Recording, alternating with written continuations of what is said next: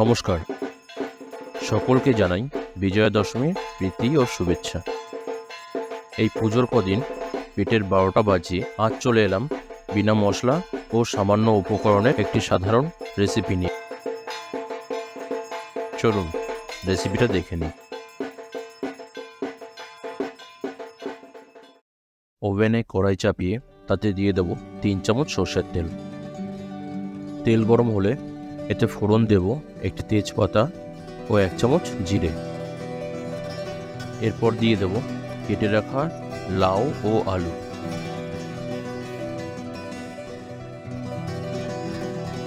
এরপর 1 চামচ নুন দেব, হলুদ দেব 1 চামচ, লবণ ও হলুদ ভালো করে মিশিয়ে নেব।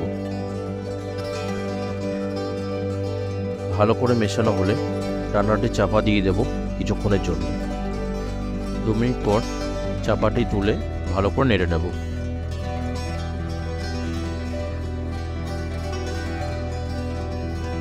সামান্য নেড়ে নিয়ে এতে দিয়ে দেব 4 থেকে 5টি কাঁচা লঙ্কা। এখানে অবশ্যই নিজের স্বাদ অনুযায়ী লঙ্কা ব্যবহার করুন।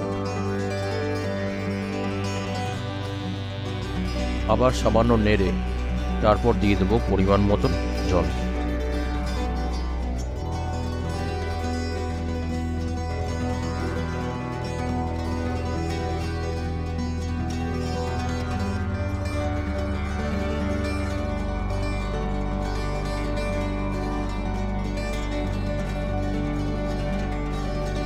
ঝোল ফুটতে আরম্ভ করলে চাপাটি সরিয়ে আর একবার ভালো করে নেড়ে নেব।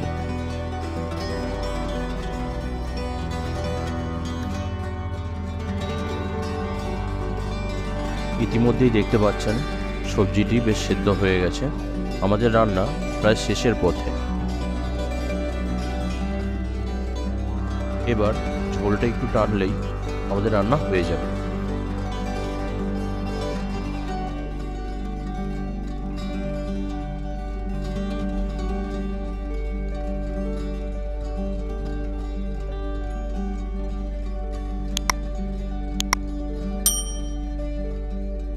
এরই মাঝে নুনটা একবার কিন্তু দেখে নিতে হবে।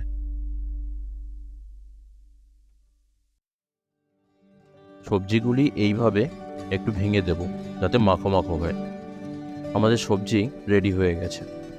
এবার এর শেষ উপকরণটি দিয়ে দেব ধনেপাতা। ধনেপাতা এইভাবে দিয়ে সামান্য নাড়িয়ে আবার চাপা দিয়ে দেব 2 মিনিটের জন্য।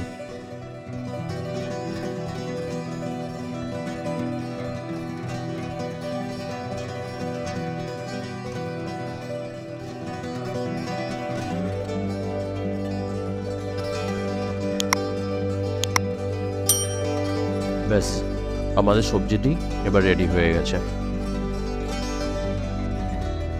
সার্ভ করুন গরম ভাতের সাথে।